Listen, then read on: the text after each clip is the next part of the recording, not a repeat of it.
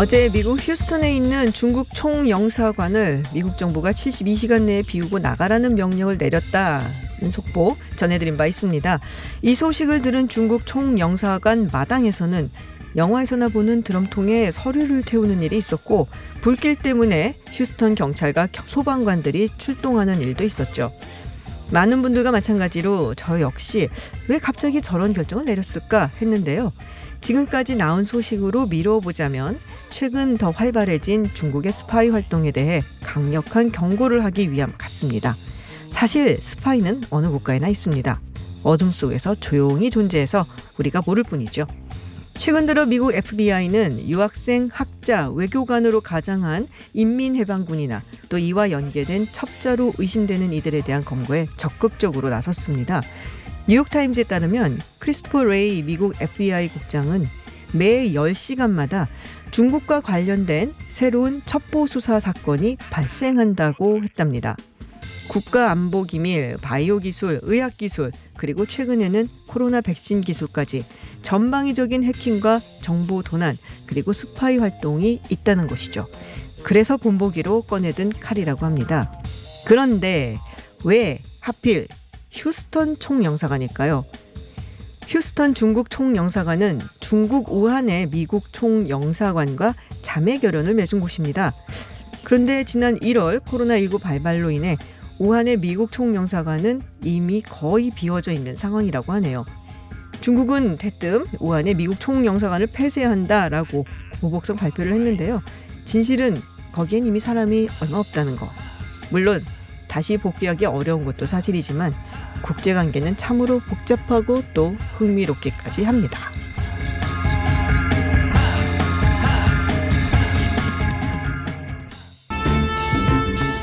네, 핫한 이슈를 두 개의 시선으로 바라보는 목요일의 파이터 시간입니다. 오늘도 말로 대결을 펼칠 두 파이터 소개합니다. 먼저 배종호 세한대 교수 나오셨습니다. 어서 오세요. 안녕하세요. 네, 그리고 맞은편의 파이터죠. 장성철 공감과 논쟁 정책센터 소장도 나오셨습니다. 어서 오세요. 안녕하세요. 장성철입니다. 아, 근데 배 교수님이 장 소장님한테 밥을 사줬다고. 네, 저는 싸울 의사가 없어요. 저는. 아, 그래서 사신 거예요? 네, 바른 평론하자고 제가 밥을 사줬어요. 바른 평론을 하자라고 얘기를 했는데 싸울 의사가 없어지신. 아유, 밥을 얻어먹었는데 어떻게 싸워요. 밥이 들어가면은 싸울 의사가 없어지시는군요. 정말 대들 수가 없습니다. 한번 보겠습니다. 이제 또 얘기하다 보면 또 어떻게 변할지 몰라요. 네. 네, 자 먼저 이야기부터 하겠습니다. 그제 김태년 민주당 원내대표가 행정수도 이전 이야기를 꺼냈습니다. 그래서 지금 우리 부동산 때문이 아니냐, 부동산 가격이 너무 폭등하고 있으니까 그런 얘기도 있고, 또 그와 맞물려서 수도권이 너무 과밀화 현상이 심하다, 이런 얘기도 나오고 있는데요. 자, 이게 지방까지 다 균형적으로 발전하기 위한 그런 정책으로 우리가 봐야 되는 것인지, 아니면 지금 부동산 문제에 어떤 미봉책으로 봐야 되는 것인지, 이 부분 한번 얘기를 해봤으면 좋겠는데요. 배종호 교수님, 밥 사셨으니까 먼저 말씀을 하실게요. 네. 저는 임시 변통식이다라고 통합당에서 주장하는 것은 안 맞다고 보고요. 네네. 왜냐하면 지금 이제 서울과 지방, 수도권과 지방의 양극화가 너무나 심각하거든요. 아시겠지만 전 국민의 50% 이상이 네. 지금 수도권에 살고 있어요. 그렇지만 면적은 11.8%밖에 안 되거든요. 네네. 왜 그러면 이렇게 사람들은 서울에 몰리느냐? 서울에 돈이 있고 권력이 있고 네. 교육 권력도 있고 경제 권력 다 있으니까 서울에 오지 않으면 살 수 없으니까 지금 이러다 보니까는 지방은 소멸되는 그런 위기가 닥치고 있거든요. 심지어는 제2도시인 부산도 지금 인구가 이탈하고 있어요. 그렇다면은 이런 문제를 일거에 어떻게 해결해야 되느냐? 그러다 보니까 집중 현상 더 심화되고 과밀화되고 또 부동산 값도 오르는데 네. 그래서 이거는 당장 해결될 문제는 아니고 장기적으로는 역시 국토 균형 발전, 수도권 과밀화해서 또 부동산 집값 네. 안정을 위해서는 좀 분산을 해야 된다. 네. 그러기 위해서는 이제 대표적인 권력기관이 청와대 또는 국회, 헌법재판소, 대법원 이런 것들도 다 내려가도록 네. 하자라는 게 지금 민주당의 주장 아니겠습니까? 그렇군요. 장기적인 우리가 꼭 가야 되는 방향으로 지금 그렇습니다. 내놓은 것이다라는 말씀이신데요. 네. 제가 이번만 좀 반박할게요. 이건 꼼수예요. 왜 꼼수일 수밖에 없냐면요. 밥은 왜 사셨어요? 아니 기본적으로 지금 집권 4년 차 아닙니까? 지금 이 상황은요. 사회적, 경제적, 정치적인 논란을 지금 던지면 안 돼요. 지금까지 많은 이슈를 던졌던 국가 아젠다를 결실을 맺어야 될 때지 지금 갑자기 와서 이렇게 수도를 이전한다? 이것은요. 진짜 중요했으면은 2017년도에 문재인 대통령께서 집권하셨을 때 자 우리가 진정하게 수도를 이전해보자. 국가 균형 발전 이뤄보자. 국가 100년 대계를 위해서 국토 균형 발전을 위해서 우리가 일단은 그러면 국회에서부터 TF팀을 만들어서 연구를 해보자. 네. 그래서 여야가 합의를 해서 옮겨가자라고 했으면 진정성이 있어요. 근데 지금 여권이 가장 어려운 시기다라는 그런 얘기들을 많이 하고 있지 않습니까? 그거를 고작 며칠 만에 여론조사 한번 해보고 당내 논의 한번 해보고 이렇게 툭 던진다? 이것은 꼼수죠. 아, 예. 이걸 어떻게 100년 대계의 하나의 네네. 정책이라고 말씀드릴 수가 제가 있어요. 네. 하나 여쭤볼게요, 교수님. 네. 근데 그러면은 이제 오랫동안 준비를 해온 것이다. 그러면은 총선 전에 내놓지 그랬슈 하고 나올 수 있을 것 같은데요. 그런데 이제 지금 네. 우리 소장님이 정말로 통합당 쪽에서 준비 안 하고 네네. 반대만 해온 거를 지금 잊어먹은 것 같아요. 왜냐하면 지금 이 문제는 어제 오늘에 갑자기 나온 문제가 아니에요. 노무현 전 대통령 후보 시절부터 네네. 이걸 문제 제기해가지고 결국은 이것 때문에 당선까지 됐고 또 그리고 이걸 실제로 행정수도를 만들어서 이전하려고 법률까지 만들었는데 이걸 위헌 심판으로 제기를 해가지고 결국 이제 위헌 결론이 내려져가지고 네네. 못했잖아요. 그렇지만은 그 이후에 결국 이제 문재인 대통령 같은 경우는 노무현 정부의 철학, 정책을 계승하는 그런 정부 아니겠습니까? 그래서 지방분권을 계속 얘기하고 있고 네. 그런 상황에서 내놨는데 지금 통합당에서는 계속해서 뭐 꼼수라고만 얘기하고 있어요. 그러면 제가 이제 한번 장 소장님이 통합당 대변인이라고 생각하면 물어보겠어요. 그러면 안 할래요. 통합당은 통합당의 대변을 왜 해요? 수권을 계속해서 집중하는 것을 보고만 있다는 것인지 그래서 행정수도 이전하는 것을 찬성한다는 것이 반대한다는 것이 여기에 대해서 입장 저는 표명은 통합당 없어요. 찬성해야 된다고 생각을 해요. 잠깐만요. 근데 찬성한다고요? 이전하는 거? 찬성해야 된다고 생각을 해요. 근데 통합당은 지금 찬성한다는 입장을 안 내놓잖아요. 그러니까 저는 찬성해야 된다고 생각을 한다고요. 거창한 명분이 좋잖아요. 국가 100년 대계 균형 발전. 이걸 반대하면은요. 대한민국 국민으로서 자격이 없죠. 당연히 이거는 찬성한다 그러고 여당에게 자, 그러면은 좋은 안을 가져와 봐. 예산 어떻게 할 거야? 청와대랑 국회 언제 어떻게 어떠한 방식으로 이전을 할 거야? 자, 안을 가져와. 그러면 우리가 정말 협의를 해 가지고 진짜 국토 균형 발전을 위해서 좋은 일이면 우리가 찬성을 하겠어라고 해야지. 안 돼. 옛날처럼 2002년도처럼 무조건 안 돼. 웬 수도를 옮겨 이런 식의 접근 방법은 안 된다고 생각이 들고요. 교수님께서 어제 오늘 나온 얘기는 아니라고 했는데 그저께부터 나왔습니다. 김태년 원내대표가 그저께 얘기했어요. 그전에는 안 나왔습니다. 문재인 정권 2017년 집권한 이후에 지금 그저께 처음 나왔어요. 그렇기 때문에 이 부분은 갑작스럽게 즉흥적으로 나온 것이라고 보여지고요. 저는 행정수도 이전이라는 이 말부터 고쳐야 된다고 생각을 합니다. 그럼 어떻게 고쳐요? 행정부는요 거의 대부분 지금 세종시에 내려가 있어요. 청와대랑 국회를 옮긴다는 얘기는 진정하게 수도를 옮긴다는 얘기입니다. 네네. 저는 그 2004년도인가요? 그때 헌법 그 재판소에서 네네. 했던 관습법법 뭐 네. 서울이다 이건 말도 안 된다는 생각을 하고요. 기본적으로 논의를 해서 국가 발전을 위해서 좀 더 좋은 방안을 여야가 네. 힘을 합쳐서 만들어라. 통합당 반대만 하면 안 된다. 그렇게 말씀드려요. 그러면은 근데, 안을 네. 가져가면 될 것 같은데요? 네, 제가 밥도 사줬는데 억지 주장만 하면 안 되고요. 저 뭐 혹시 했어요? 왜냐하면은 문재인 대통령이 대통령 발의로 해서 개헌안 내놨잖아요. 그렇지만은 결국은 지금 통합당에서 2018년 표결에도 불참해가지고 네. 그게 불성립돼가지고 네. 무산됐잖아요. 거기 보면은 분명히 수도 서울은 법률을 정할 수 있다고 돼 있어요. 그걸 이제 알고 얘기하시죠. 이거 지금 엊그저께 나왔다 그렇게 얘기하면 안 되는 거죠. 아니, 제가 아까 그거랑 지금 말씀드린 이전하자는 대로 거랑은 다른 얘기 같은데요? 아니 같은 얘기죠. 저는 그게 보면은 2018년도 5월에 행정수도 이전 네. 문제가 이미 문재인 대통령이 발의한 개헌안에 나와 있다고요. 그런데 그거를 어제 오늘의 문제 나오고 아니 그럼 얘기하면 안 민주당이 된다는 당연히 그런 대통령의 그러한 그 헌법 개정안에 대해서 그럼 국회에서 뒷받침 자기들이 해야죠. 지금까지 안 했잖아요. 알다시피 네. 헌법이 이제 통과가 되려면 개정안이 통과가 되려면은 3분의 2가 찬성해야 되잖아요. 근데 아예 통합당에서 네. 표결 자체에 불참을 했어요. 그러니까 투표 불성립으로 안 된 거예요. 그러니까 18년도에 제가 안 여쭤보는 됐죠. 거예요. 네. 통합당은 뭐냐 말이죠. 반대만 하는 것이냐. 저는 통합당 만약에 우리 대변인이 소장님 아니겠어요. 말씀처럼 이게 가야 되는 방향이면 방향 맞죠? 네. 제대로 네. 가기 위한 방안을 만들어야 되니까 네. 최소한 논의 테이블에는 앉아야 된다. 앉으라고 근데 지금 저도 주장하고 김정인 싶습니다. 비대위원장도 지금 주장하는 게 뭡니까? 그거 지난번에 위헌 판결 끝났다. 끝난 문제가 아니죠. 다시 말이죠. 이걸 할 수가 있어요. 세 가지 방안이 있잖아요. 하나, 개헌하는 방법. 네. 두 번째, 국민투표하는 방법. 네. 하나는 법률을 제정하거나 개정해서 하는 방법.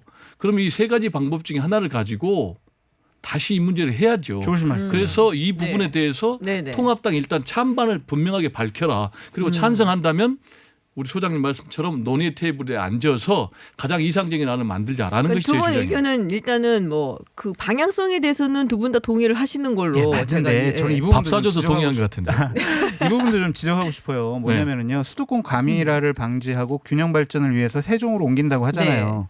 세종시 그러면은 청와대랑 국회 옮기면은요. 세종시 과밀화는 어떻게 해결할 거예요? 세종시의 집값은 엄청나게 오를 거예요. 지금 오르고 있다는데. 올해 지금 9억이었는데 지금 현재 11억이에요. 85제곱미터가. 이런 상황들을 어떻게 할 거냐고요. 네, 제가 답을 드릴게요. 네.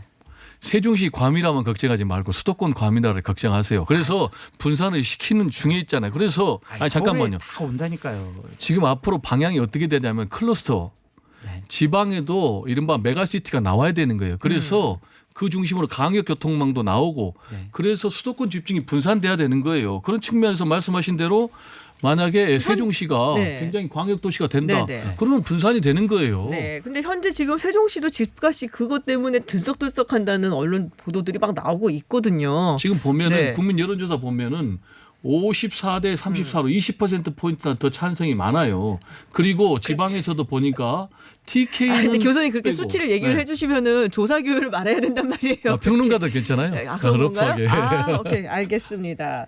뭐 하여튼간에 이 행정수도 이전 문제 뭐 방향에 대해서 동의하시는 분들은 통합당에도 꽤 있으신 것 같아요. 특히나 이제 맞아요. 충청도 의원분들 중심으로 해서 근데 이거를 이제 뭐랄까 왜 지금 하필 이 얘기 때문에 이제 뭐 이 꼼수가 아니냐 그렇죠. 마냐 뭐 이런 얘기들이 좀 있는 것 같은데. 그러니까 예를 들면은 집권 초기부터 좀 논의해가지고 진정성 있게 접근했으면 이런 얘기가 안 나올 텐데 그냥 갑자기 어려울 때 내놓으니까 즉흥적이고 꼼수다라고 계속 얘기를 하는 거죠. 자, 그럼 네. 진정성 없다 그래요. 네. 그럼 양보해서 진정성 없다. 네. 그래도 이게 해야 될 일인가 아닌가. 그래서 소장님 아 말씀대로 이렇게 해야 될 일이면 교수님께서 진작부터 주장하셨어야죠. 아니 교수님도 제가 지금 와서 주장할 수는 없죠. 주장하시면서. 여기서 지금 평론하는 거고 해야 될 일이면은 지금 가자는 거예요. 그래서 지금 장기적으로 보면은 굉장히 통합당 손해예요. 왜냐? 아, 손해죠. 노무현 네. 전 대통령이 당선될 때도 결국은 이걸 가지고 57만 표 승리했거든요. 그렇죠. 그래서 지금 더구나 보면은 충청권에서 강력하게 요구를 하고 있잖아. 오선의 정지적 의원도 해야 된다. 다만 개헌을 통해서 하자라는 얘기거든요. 그래서 이걸 계속 반대하면은 제가 볼 때는 꼭 지금 개헌을 통해서 해야 되나요? 꼭 개헌을 통해서 네. 안 해도 그거는 되는데 상관없는 거죠. 네. 왜냐하면은 뭐 시비를 완전히 없애기 위해서는 개헌을 통해서 하는 게 가장 깔끔한 방법이긴 합니다. 근데 그것도 좀 어폐가 있는 게 수도는 서울이다라는 게 헌법에 없잖아요. 근데 그 개헌할 필요는 없을 것 같다는 생각이 들어요. 관습법이라는 이상한 논리를 들고 왔으니까 그분에 대해서 네. 지금 여권에서 자신 있어하는 헌법재판소에서는 지금 다르게 판단할 거야라고 네네. 생각하잖아요. 그러니까 이게 헌법재판소 판결 때문에 이제 개헌 얘기를 그렇죠. 하시는 것 같은데. 당시에 이제 헌재 네. 판결도 보면은 국민적 합의가 이루어지면은 충분히 가능하다라고 네. 했거든요. 그래서 여야가 합의를 하고 또 법안을 제출을 하면은 제가 볼 때 네. 제정을 하면은 충분히 뭐 헌재 판결을 받아서 네. 제가 볼 때 추진할 수 있다 이렇게 생각됩니다. 알겠습니다. 아니 그것도 옳은데 정말 저 이런 짓을 안 했으면 좋겠어요. 예를 들면은 이낙연, 뭐 정세균 총리, 그다음에 김태년 원내대표 이런 분들이 한 마디씩 해요. 헌법재판소에 대해서 아니 헌법재판소가 다르게 판단할 거고 이제는 바뀔 거야. 이런 식으로 헌법재판소를 압박하는 듯한 정치권에서 이런 말씀하지 않으셨으면 좋겠다라는 것도 덧붙입니다. 알겠습니다. 헌재를 압박해도 헌재는 독립적으로 판단할 거예요. 네. 자, 다음 이야기 나눠보겠습니다. 한동훈 검사장 그리고 이동재 전 채널A 기자 간의 그 녹취록, 아예 그냥 파일도 나왔어요. 녹음 파일도 네네네. 나왔는데 이거 관련해서 KBS 그리고 MBC 이제 보도가 있었습니다. 근데 뭐 녹취 전문 음성 파일까지 다 공개됐는데 이게 이제 KBS 측에서는 이게 잘못된 오보였다라고 지금 사과할 방송을 이미 한 상황인데 MBC 측에서는 뭐 비슷한 류의 방송을 계속 하고 있어요. 이게 검언 유착이 아니라 권언 유착이 아니냐 이런 얘기까지 계속 나오고 있는데 우리 또 교수님 네. KBS 기자 출신이시고 그래서 하실 말씀 많으실 것 그래서 왜 같습니다. 그럽니까, 교수님? 네, 이번에는 우리 장성철 소장님부터 먼저 시작하시겠습니다. 이거는 권력과 언론의 유착이라고 봐야죠. 이것은 검찰과 언론의 유착이라기보다는 어쨌든 권력. 그러니까 예를 들면 3월 11일 날 그 이철 VIK 대표의 변호인이었던 황희석 씨가 페북에다 올린 게 있어요. 최광욱 그 네. 지금 의원하고 같이 사진 찍어가지고 윤석열 X 검들 부숴버리자. 그리고 우리가 작전 들어간다. 네. 이런 식으로 했다가 일주일 후에 MBC에서 보도가 나온 거거든요. 그것도 먼저 저는 검찰에서 조사를 했어야 한다. 추미애 장관이 이 부분에 대해서도 수사 지휘를 통해서 해야 된다라고 생각을 하는데 기본적으로 녹취록이요. 네. 이 기자한테는 불리할 거 아닙니까? 근데 그 부분이 언론에 MBC와 KBS에 넘어갔다는 것 자체가 기본적으로 이 기자가 주지 않았다. 그러면 이거는 검찰에서 흘렸을 것 같은데 제 추측입니다. 그렇다면은 여태까지 이 정권, 이 검찰이 강조해왔던 피의 사실 공포, 유출 이거에 대해서도 당연히 조사를 해야죠. 왜 이 부분은 조사를 하지 않느냐? 이것을 저는 의문을 제기합니다. 근데 이제 또 문제가 제가- 되는 부분은 사실 그 부분이었잖아요. KBS 보도 부분이 그러니까 녹취록을 듣는다든지 아니면 녹음 파일을 들었을 때 그 가장 중요한 건 사실 유시민 이사장을 한마디로 올가 넣으려고 했던 거다라고 얘기를 했었는데 한동훈 검사장은 별 관심 없어 보였거든요. 그렇죠. KBS 보도는 전혀 문제가 안 돼요. 무슨 얘기냐면 KBS 사과했잖아요. 아니 그게 아니고 사과했잖아요. 잠깐만요. KBS 편이라고 지금. 본질 얘기할게요. KBS 보도는 오보란 말이에요. 네. 오보에 대해서 사과를 인정을 했어요. 네네. 그런데 아. 전날 오보하고 다음날 사과한 그런 거에 정치 공작이 있습니까? 그러니까 말이 안 되는 거예요. 그리고 아. 소장님 잘못했다? 말씀처럼 취재를 잘못했다. 만약에 흘려가지고 녹취록을 갖고 있었다. 네. 그러면 오보하겠습니까? KBS가 바보입니까? 그러니까 이거는 거꾸로 얘기하면은 네. 정치 공작 안 했다는 거예요. 녹취록 없다는 거예요. 그러니까 정반대 얘기 지금 하는 거고. 근데 아무것도 들은 것 없이 보도를 할 수도 아니 그러니까 있나요? 들었는데 KBS 가? 틀리게 들었잖아요. 네. 그래서 틀리게 보도해서 사과까지 했잖아요. 아. 그러니까 권한유착은 전혀 아니라는 게 되는 거죠. 권한유착이면 제대로 했어야죠. 정치 공작이면. 자 그리고 이거를 권한유착으로 몰고 가는 건 완전 물타기입니다. 적반하장입니다. 왜냐하면 본질을 보세요. 본질은 채널A 기자가 전 기자가 됐죠. 윤석열 검찰총장의 오른팔인 한동훈 검사장과 공모를 해가지고 지금 이건 의혹입니다.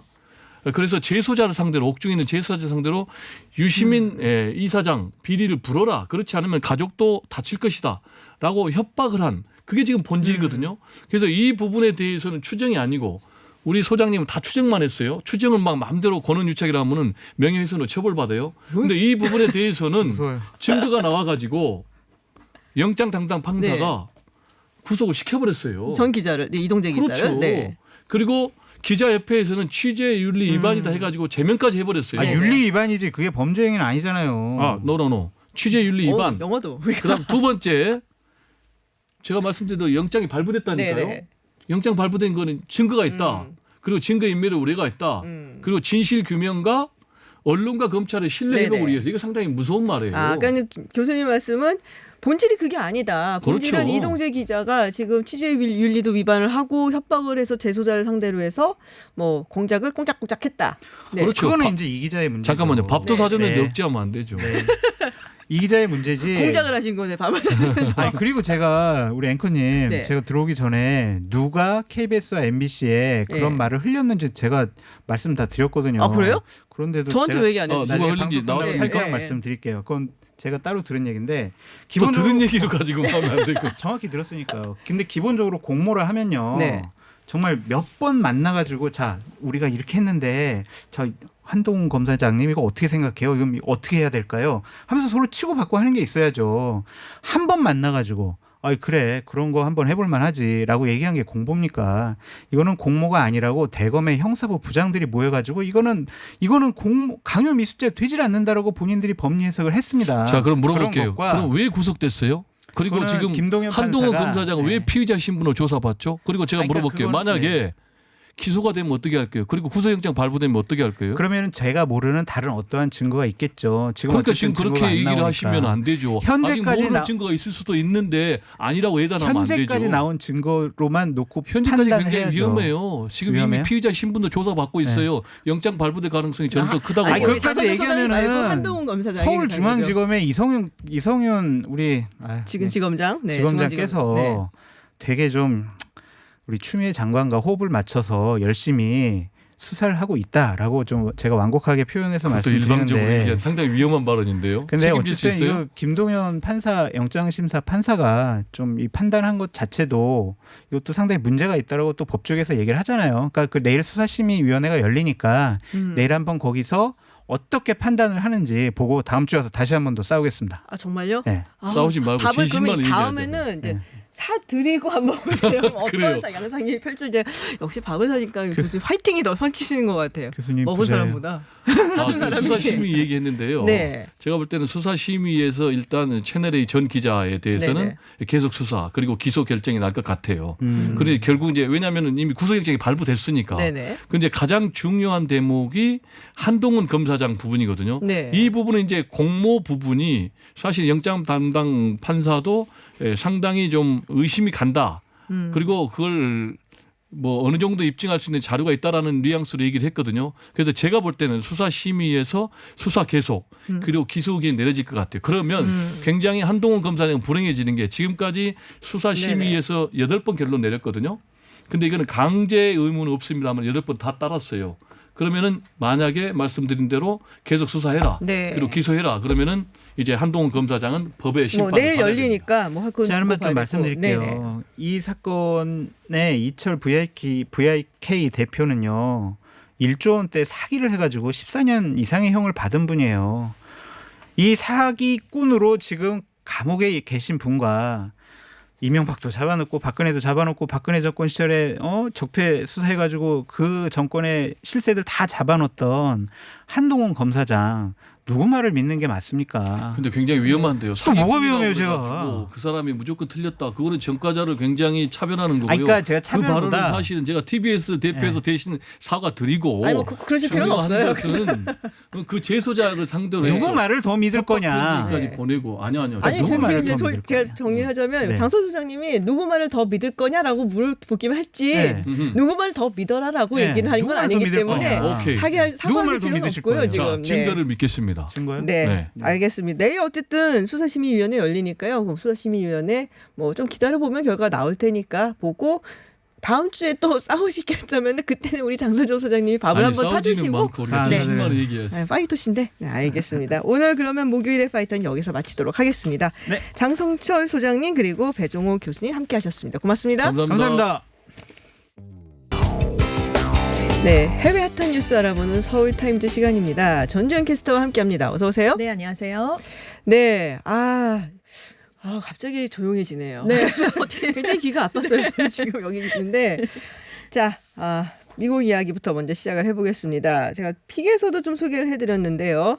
가장 큰 뉴스였어요. 어제 네, 속보로 그렇죠. 떠서 네네. 휴스턴 주재 중국 영사관 이제 폐쇄를 했습니다. 뭐 아직 한다고 이제 얘기를 했으니까 네네. 72시간에 이제 72시간. 비어라고 얘기를 했고요. 지금 어떻게 보면은 미국이 중국에 대해 아주 전방위적으로 공격에 나선 거거든요. 그렇습니다. 뭐 화해야 뭐 계속적으로 나오는 네네. 이야기였고 그래서 지금 미국과 중국 관계가 지금 최악이다. 사실 이렇게 송영사관 폐쇄하는 것도 79년 수교 이후에 처음으로 저는 네. 알고 있거든요. 그러니까요. 네. 네. 그래서 지금 신냉전이 정말 더 격화되는 그런 모습인데요. 네. 지금 이 대중 공격을 전방위적으로 지휘하는 사람이라고 지목된 인물이 있습니다. 중국계 미국인이에요. 위 마오춘이라는 인물인데요. 1962년에 중국 충칭에서 태어났습니다. 근데 85년에 미국으로 유학을 가서 94년에 이제 박사학위를 취득을 네네. 한 인물이에요. 그 해부터 미 해군의 교관이 돼서 동아시아와 군사 역사를 강의를 했는데 97년에는 중국의 미국 스파이라는 책을 발간한 적도 있습니다. 그 이후에 지금 국무부에 들어가서 일을 하고 있거든요. 그래서 지금 직책은 폼페이오 국무장관의 중국 정책 수석 고문입니다. 근데 이제 국무부에 들어갈 때 미국으로 귀화를 했어요. 그래서 네. 이름도 마일스 위라고 이름을 바꿨습니다. 그래서 지금 위 고문이 미국이 중국을 전략적인 경쟁자라고 다시 규정하게 만든 인물로 알려져 있는데요. 미국과 중국이 수교 이후에 전략적 동반자 관계를 네네. 맺어왔는데 중국의 국력이 커지니까 이제 미국이 미중 관계를 전략적 경쟁자로 다시 규정을 하게 되는데 그 배후에 위 고문이 있다는 얘기입니다.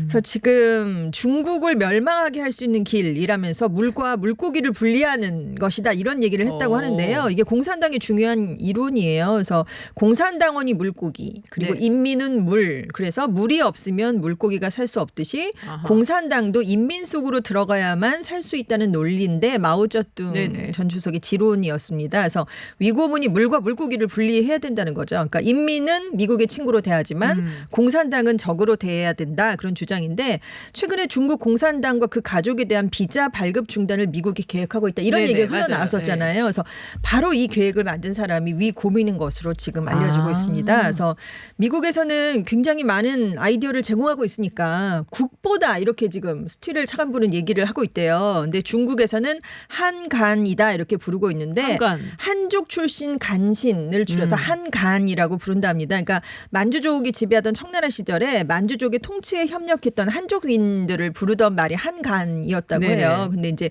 중국에서 점차 이제 근대화를 거치면서 의미가 확대돼서 지금은 외국 침략자와 내통하거나 부역 협력해서 한족 혹은 중화민족에 해를 끼친 사람을 다 한간이라고 이렇게 통칭을 한다고 합니다. 그렇군요. 근데 정말 중요한 사람 같으면 이렇게 전면에 네. 다 공개가 될까 싶은 생각도 그런 들기는 생각도 하는데요. 들죠. 네. 네, 어쨌든 저도 사실은 이제 봤거든요. 네네네. 기사를. 그래서 흥미롭게 읽어보긴 했는데, 네. 뭐 하여튼 뭐 방향은 예전부터 정해져 있었고 네. 지금 굉장히 전방위적으로 나서는 게 뭐 여러 가지 이유가 있을 것 그렇죠. 같기는 해요. 네, 그렇습니다. 네, 근데 지금 또 뭐 사실 많이 나오진 않았었는데 그동안 FBI가 굉장히 많이 잡아들였거든요. 네네. 검거도 했고 그리고 이런저런 자잘한 사건들이 네. 사실은 되게 많았어요. 그렇죠. 예, 특히 이제 뭐 유학생이라든지 네. 연구원이라든지 뭐 외교관이라든지 네. 이런 걸로 사실은 왔는데 네. 알고 알고 봤더니 보니. 네. 인민해방군이었거나 그렇죠. 아니면 연계가 되어 있고 네네. 그래서 미국이 이 부분에 대해서 굉장히 좀 철저하게 이제 민감하게. 네. 조사를 하겠다라고 밝힌 상태고요. 그래서 지금 휴스턴 주재 중국 총영사관 폐쇄에 이어서 더 폐쇄할 수도 있다라고 트럼프 대통령이 지금 밝힌 상황이잖아요. 그래서 네네. 정말 현실화될까 이렇게 주목이 되고 있는 가운데 지금 인터넷 매체 악시오스가 중국 인민해방군과 관련된 점에 대해서 거짓말을 한 중국인 군사연구원 탕주안이라는 인물이 비자 사기 혐의로 지난달 FBI의 조사를 받았는데 그 직후에 샌프란시스코에 있는 중국 영사관으로 들어가서 도망갔죠. 나오지 않고 있다. 네. 지금 그러니까 이제 중국 영사관 측이 이 인물을 은닉해주고 있다, 네네. 비호해주고 있다, 뭐 이렇게 지금 보도를 내놨습니다. 근데 이 인물이 비자를 신청할 때는 나는 중국 인민해방군과 관계가 없다 이렇게 얘기를 네. 했는데요. 조사를 해보니까 인민해방군과 연계된 대학인 공군 군의대에서 일을 했던 것으로 드러났다라고 맞아요. 악시오스는 지금 이렇게 얘기를 했습니다. 그래서 지금 인민해방군 특히 공군 군의대나 관련 기관들이 군사과학자들을 미국에 위장 입국시킨 것으로 보이는 여러 공작 중에 하나다라고 지금 FBI는 보고 있다는 거죠. 네네. 그래서 로이터 통신이 이렇게 보도를 했는데 아무튼 미국은 계속해서 몇 년 전부터 이런 인물들에 대해서 주목을 하고 있다 이렇게 얘기를 내놨습니다. 뭐 오늘도 뭐 여러 명의 이야기가 나오더라고요. 네. 여러 케이스들이 얘기가 나오고 그렇죠. 기억들 하시는지 모르겠는데 그 버지니아의 그러니까 원래는 이제 군사 시설이라 갖고 버지니아에 군사 시설이 많잖아요. 네네네. 들어가면 안 되는 곳이었는데 그 외교관이라고 외교관 네. 부인이라고 해서는 막 차 타고 막 돌진했었던 사건이 있었어요. 네네, 몇 달 그렇습니다. 전에. 네네. 네, 이제 그 사건을 비롯해서 그런 식으로 약간 가면 안 되는 네. 통제 금지 구역 이런 데를 막 이제 다니고 있다. 뭐 이런 그렇습니다. 얘기들도 굉장히 많이 보도가 돼 있어서 보니까 이제 미국이 굉장히 지금 민감한 상태인 네네. 것은 틀림이 없는 것 같습니다. 그런데 사실 그 얘기가 또 나올 수 있잖아요. 왜 하필 지금 이때? 네. 그렇죠. 이게 그래서 결국은 모든 결론이 지금 다 대선으로 귀결이 되잖아요. 그래서 기승전 대결. 네. 네, 기승전 트럼프 대결이에요. 대통령의 대선을 이제 의미에 둔 정치적 계산에 의해 내려졌다 이런 네. 분석이 나왔는데 이제 100여일 정도 앞두고 미국 내에서 반중 정서가 짙어지고 있다는 점이 변수가 됐다 이런 얘기가 나오는데 올해 5월 조사를 보면 미국인의 66%가 중국에 대해서 비호감이다 이렇게 얘기를 한 것으로 나타났습니다. 그래서 지금 2005년 이후에 조사가 시작된 이후에 가장 높게 반중 정서가 올라간 그런 시점인데요. 지금 표심이 중요한데 반중 정서가 이렇게 높게 나오니까 트럼프 대통령은 안 그래도 지지율이 떨어지니까 그럼 어디를 공략해야 되나 이렇게 생각을 하고 있다는 네. 거죠. 그래서 안 그래도 코로나19 대응에 대한 책임론이 불거지고 있는 가운데 계속 중국 책임론을 지금 내세우고 있잖아요. 네. 그래서 이 반중 감정이 편승해서 지금 뭐 대만의 민주주의, 홍콩의 자치권, 신장 위구르의 인권, 남중국해 영유권 분쟁 이런 걸 들어서 지금 계속 중국을 전방위로 비판하고 있다는 얘기입니다. 그래서 데니엘 러셀 전 미국 국무부 동아태 차관보는 휴스턴의 총영사관 폐쇄가 지식재산권보다는 트럼프 대통령의 정치 전략과 더 관계가 있다는 중국의 주장을 사실 반박하기 어렵다. 네. 뭐 이런 얘기를 내놓기도 했습니다. 근데 사실 이 사안에서는 민주당이 할 게 없거든요. 네, 그렇죠. 예, 뭐 반대를 할 수도 없고 네, 왜 네. 그러냐 할 수도 네, 없는 거고 그렇습니다. 더 잘한다고 말해줄 수도 그렇죠. 없는 거고. 아유, 절대 안 되죠. 또 그거. 예, 그러니까 트럼프 대통령이 존재감이 뿜뿜되는 네, 네. 약간은 그런 상황인데 자 그렇다면 중국은 어떻게 나올 것인가. 뭐 어제 당장은 뭐 우한에 있는 네네. 미국 총성 영사관 네네. 폐쇄하겠다 얘기가 나왔었는데 네, 거기 그런- 별로 없거든요. 근데 그렇죠. 사람이 지금 진원이 철수했다가 다시 네. 복귀하는 과정에서 지금 실랑이를 벌이고 있는데 지금 후시진 환구시보 그러니까 공산당 기관지인 인민일보의 자매지입니다. 여기 총편집인이 중국의 뭐 대변인이다 뭐 이런 평가를 받고 있는 인물인데 자신의 SNS 계정을 통해서 이렇게 우한 총영사관을 네네. 폐쇄하는 건 사실이 아닐 것이다. 중국은 우한 외에 다른 영사관을 상대로 보복할 가능성이 크다 이런 얘기를 해놨는데요.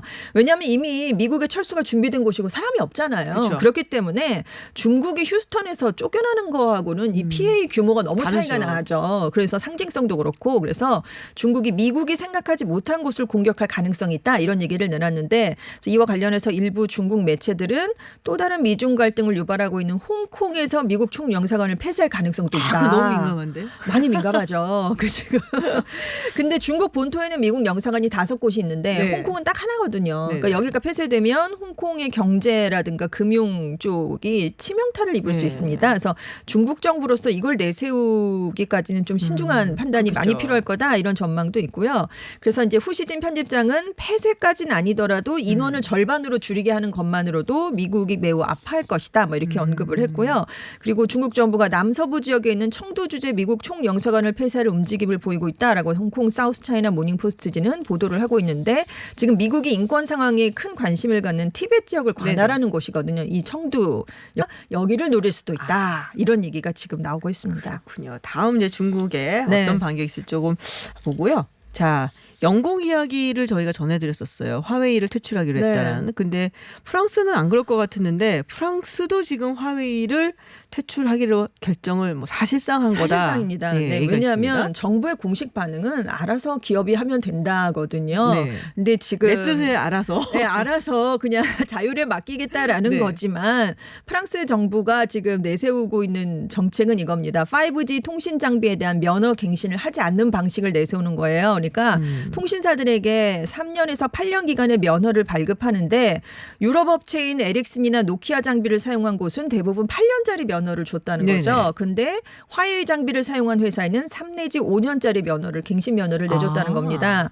그리고 이제 화웨이 장비를 사용하고 있는 통신사들에게는 이 면허가 만료되면 갱신이 안 될 수 있다. 이런 메시지를 비공식적으로 전달을 했다는 겁니다. 오. 그러니까 사실상 사지 말아라라는 그러네요. 그런 압력을 가했다는 거죠. 근데 이제 5G 같은 새로운 모바일 기술이 투자 수익률을 내려면 최소 8년이 걸린답니다. 근데 화웨이에 3년에서 5년을 주는데 갱신이 안 될 수도 있다라는 그 무한의 암시를 줬다면 지금 회사들이 과연 화웨이를 그 위험을 감수하고 선택을 할 수 있겠느냐. 그러니까 사실상 퇴출이다. 뭐 이런 아하. 얘기가 그래서 나오고 있습니다. 그렇군요. 자, 지금 뭐 중국에 대한 어떤 견제가 네. 미국뿐이 아니라 뭐 서구까지 서방국가로. 지금 네. 뭐 전방위적으로 들어가는 것 같습니다. 네, 해외 뉴스 오늘은 여기까지 듣도록 하겠습니다. 네, 전주현 외식캔스터와 함께했습니다. 고맙습니다. 네, 감사합니다. 선케임 시네마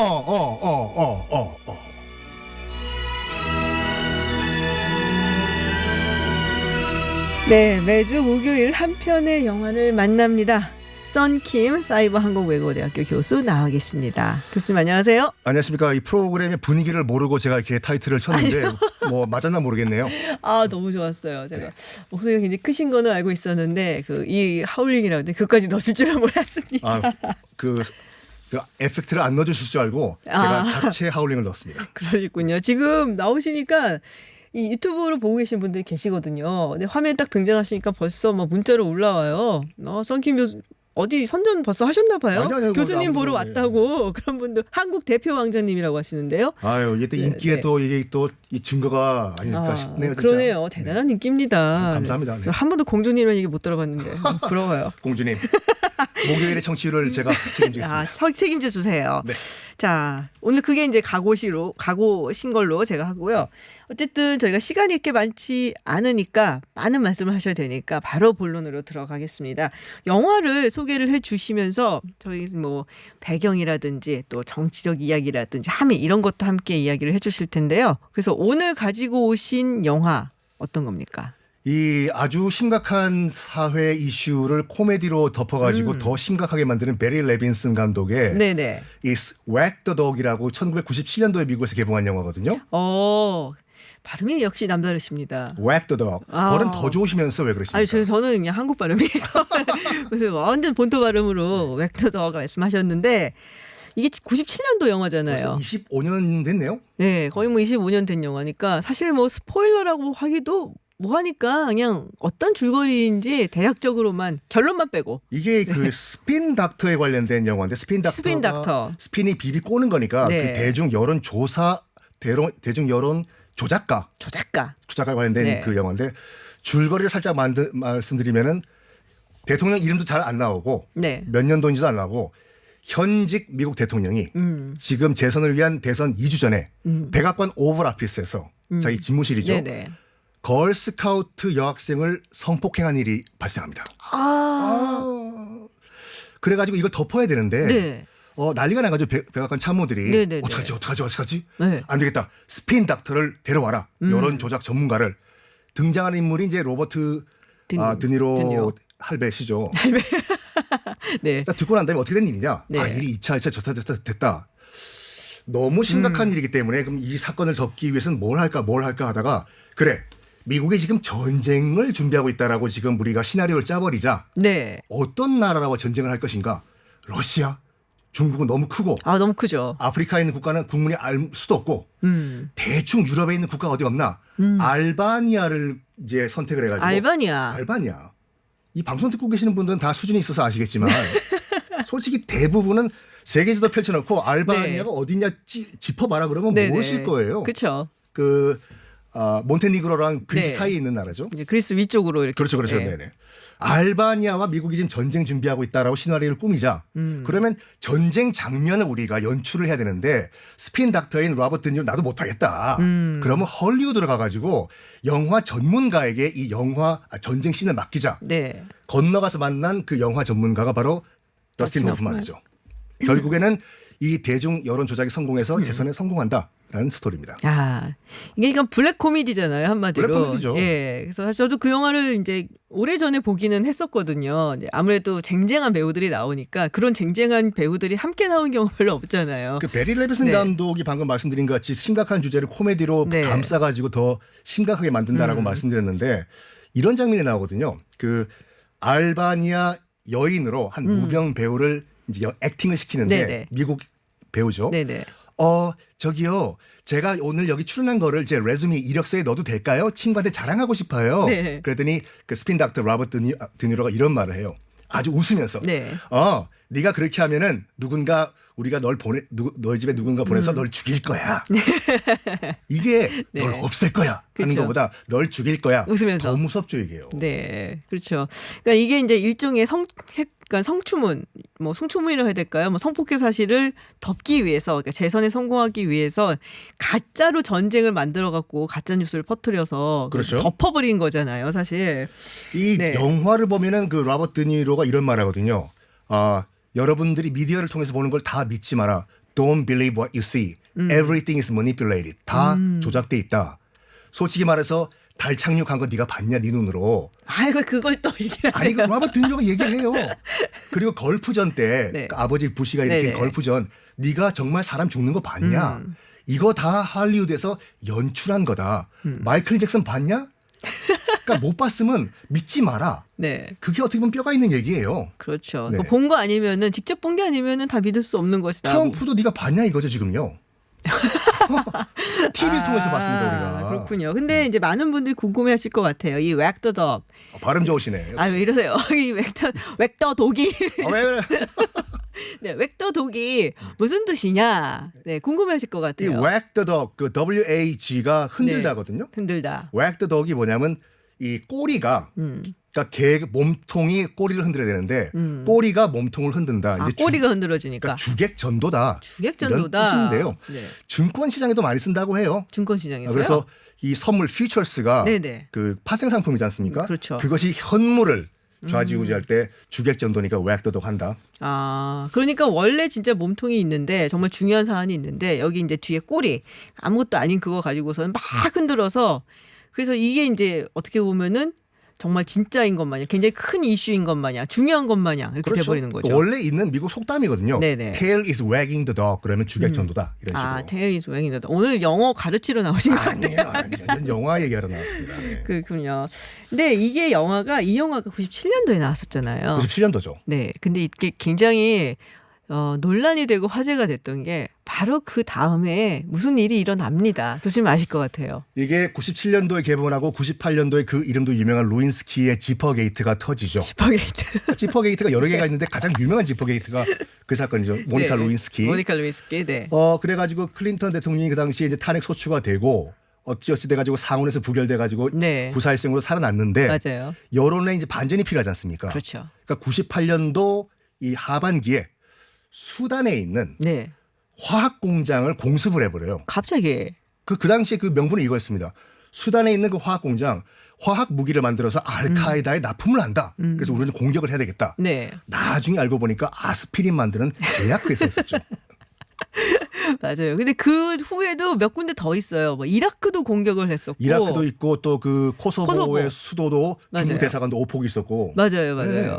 그래서 이게 현실에서 나타난 게 아니냐. 그래서 이게 무슨 이 영화가 뭐랄까 뭐 예언을 한 것이 아니냐 뭐 이런 얘기까지 좀 있었거든요. 그 뭐랄까 루인스키 스캔들이 이제 내셔널 인콰이러라는 그 타블로이드지를 통해서 이제 폭로가 됐는데 네. 내셔널 인콰이러 같은 그 타블로이드가 그 정보를 얻었다는 것은 98년도 초에 이 베리 레빈슨 감독 정도는 다 알고 있지 않았나. 아. 왜냐하면 이게 93년도에 그 출간된 아메리칸 히어로라는 그 책을 바탕으로 한 내용이거든요. 네네. 근데 그 책 내용에는 이런 섹스 스캔들이 없어요. 네. 그러니까 그 원래 걸프전을 배경으로 한 그 영화를 만들려고 하다가 레빈슨 감독이 루인스키? 저걸 한번 접목시켜보자. 이런 얘기가 할리우드에 있었다니까요. 그렇군요. 네. 그러면 전혀 모르는 상태에서 만들었는데 딱 맞은 게 아니고 에이, 그 그런 당시 줄 제가 알았어요 여태까지. 미국에서 영화 전공하고 있었는데 네네네. 딱 우리 동기들끼리 음.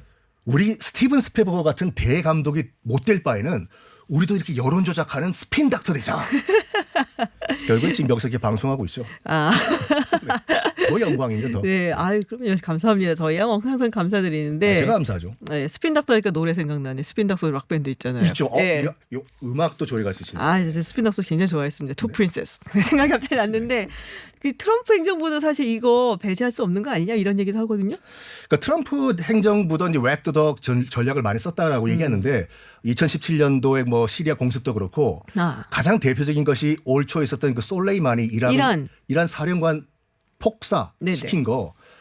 이게 이제 그 트럼프 탄핵 정국을 이제 뒤집기 위해 가지고 트럼프가 했던 웩더덕 전략이다라고 했는데 헛발을 날린 것이 뭐냐면 이 웩더덕을 하려면은 공공의 적을 먼저 만들어 놔야 돼요. 네. 그래서 공격을 할 수 있지 않습니까? 그렇죠. 근데 솔레이마니라는 그 사령관 네. 공격했을 때 그 당시 미국에서 그 여론이 어떻게 됐었냐면 누구? 그렇죠. 이 사건 이후에 처음 알게 됐을걸요.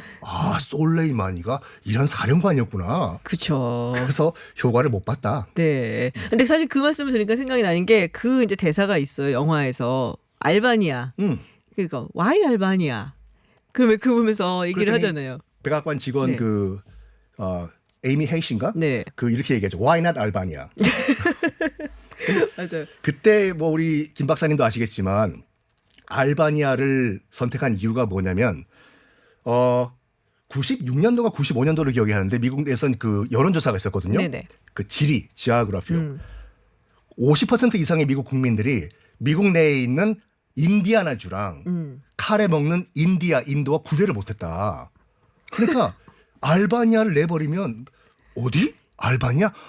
나쁜 나라처럼 들리는구나. 그렇죠. 뭐 이렇게 생각할 수가 있는 거죠. 그리고 이제 아프리칸도 아니고 네. 뭐 유럽 어디쯤이다 이렇게 얘기를 해놓으니까 이게 뭔가 약간의 어떤 뭐랄까요, 그러니까 교감도 살짝은 있으면서도 그래도 멀리 떨어져 있고 아주 뭐 전혀 듣도 보다 못한 곳은 아닌 것도 같고 약간 좀 그게 이제 물론 그 야구 월드 네. 시리즈 같은 경우에는 그 월드 뉴스페이퍼라는 신문을 통해 가지고 월드 시리즈라는 말이 붙었지만 요즘 미국인들은 그 달리 접근하는 이유가 뭐냐면 그 코리안 시리즈, 네. 재팬 시리즈가 있는데 우리 미국은 야구의 종주국으로서 월드 시리즈를 한다. 그러니까 미국 이외에는 관심이 없는 거예요. 그렇죠. 미국이 이제 세계인 거죠. 알바니아든 루마니아든 뭐 알아서 공격하시라. 네. 그래서 예전에 제가 사실은 이제 학교 미국에서 다닐 때 저 아는 이제 한국 유학생 분이셨어요. 그분도. 많이 그분이 뵌 것 같은데.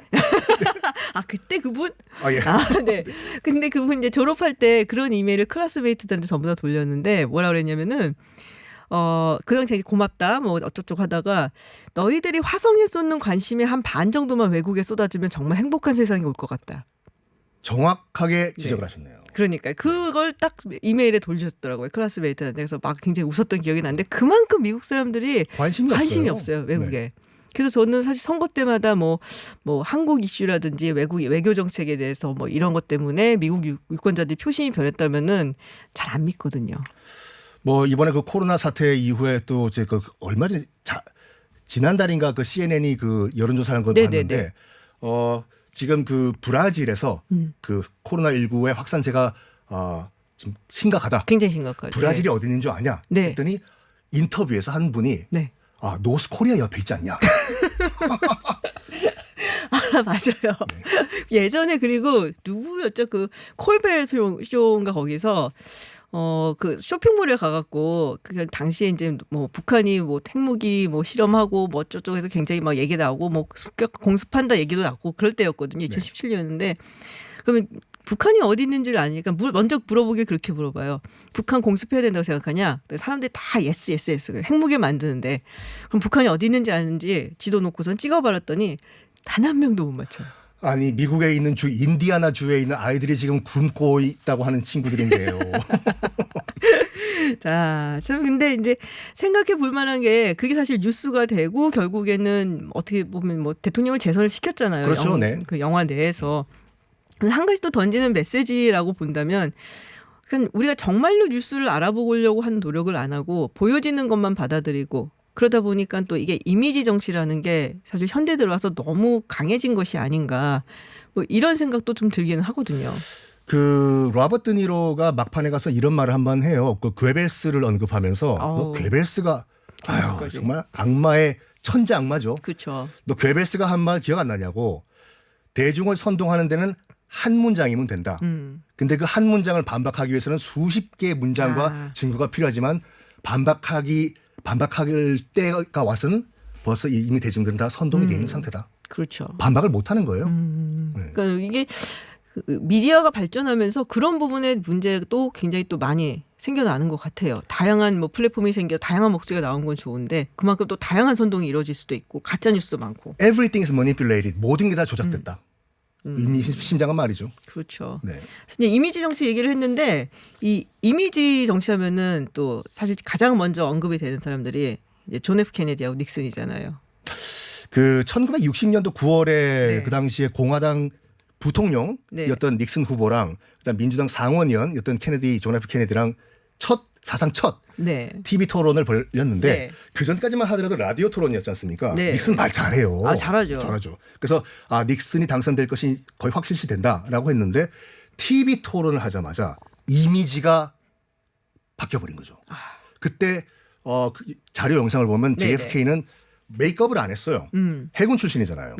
까무잡잡한 피부에 시선은 정확하게 탈리가 들어오는 카메라를 바라보고 그런 반면에 이제 그 닉슨 같은 경우에는 시선을 어디다 둘지 모르고 근데 저는 이렇게 보거든요. 가장 결정적인 게 그 닉슨 메이크업을 잘못했어요. 제가 알기로는 메이크업을 안 했어요. 어디다가 했냐면 여기 수염 있는 데만. 수염 있는 데만 했어. 흰색을 발랐는데 맞아요. 뭐 닮았냐면 지금 젊은 친구들이 보면 심슨 가족이 호머 심슨 닮았어요. 귀여운데. 호모는. 알겠습니다. 미국 유권자들이 잘못한 거고. 근데 그래가지고 메이크업 자체에서도 이제 일패를 당하고 일단 시선 처리가 가장 큰 관건이었었죠. 그렇죠. 그래서 젊고 강렬한 이미지의 존 F 케네디가 그 TV 토론 이후에 승기를 잡았다고 할 수 있죠. 그렇죠. 사실 이제 뭐 표 차이는 굉장히 조금이었는데 0.2%인가밖에 안 됐는데 이 선거인단 차이가 많이 났었고 말씀하셨던 것처럼 케네디 대통령이 그냥 잘생겼잖아요, 또. 좀 뭐 질투날 정도로 잘생겼죠, 솔직히. 제 취향은 아닌데요. 아, 그렇습니까? 네. 네, 그래도 닉슨 뭐. 취향이신가 봐요? 아, 왜 그러세요?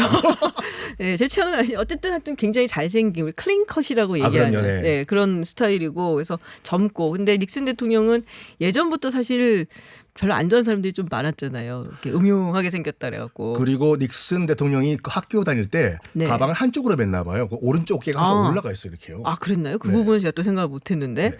그래서 그것 때문에 이제 이미지 정치. 정말 컨텐츠로 보자면은 닉슨이 굉장히 뛰어났다고 얘기들은 해요. 근데 이미지 때문에 케네디가 당선되고. 그러니까 이번 11월 미 대선 같은 경우에도 바이든 후보와 약간 아슬아슬한 게 뭐냐면 네. 그 지금 트럼프 같은 경우에는 TV 토론 때 두고 보자 이건데 말 실수를 굉장히 많이 하거든요, 바이든이. 그렇죠. 말실수 많이 하죠. 그래서 말 실수하는 걸 좀 기다려보자. 아, 라고 얘기를 하고 있죠. 트럼프 대통령이요. 근데 그게 있어요. 트럼프 대통령 말실수를 해도 돼요. 근데 바이든은 하면 안 되는 게 있어요. 약간. 그리고 의외로 분명히 공식석상에서 네. 공식 인터뷰라고 있는데 쓰면 안 되는 F워드 욕설을 그렇게 자주 하거든요. 바이든 맞아요. 후보가. 예. 안 되죠, 그러면. 그렇죠. 그리고 정말 이상한 말실수도 많이 해서 저는 오히려 재밌을 것 같아요. 어차피 그렇게 보십니까? TV 토론회가 어차피 그걸로 인해서 뭐 승패가 결정되지는 않거든요. 그러니까 재밌게 그냥 즐길 수 있지 않을까. 서로 한번 10,000원 내기 한번 해볼까요? 아, 좋죠. 아, 좋아요. 네, 네. 알겠습니다. 네, 오늘 첫 시간이었는데요. 영화 통해서 또 시사 이야기도 하고 미국 문화 얘기도 했고요. 다음 주에도 또 재밌는 영화, 멋진 영화로 만나 뵙도록 하겠습니다. 네, 오늘 교수님 어떠셨어요? 뭐 앞으로 뭐 목요일의 청취율은 쑥쑥 올라갈 것 같네요. 아, 저도 그렇게 생각합니다. 알겠습니다. 오늘 감사드리고요. 다음 주에도 또 만나 뵙겠습니다. 고맙습니다. 네, 감사합니다. 네, 지금까지 성킴 사이버 한국 외국어대학교 교수였습니다. 네, 김준의 이브닝 쇼 준비한 내용은 여기까지입니다. 저희는 내일도 10시 10분에 여러분을 기다리겠습니다. 끝곡으로 웩터 덕의 오리지널 사운드 트랙이죠. We are going to war 띄워드리면서요. 저는 물러가겠습니다. 지금까지 김지윤이었습니다.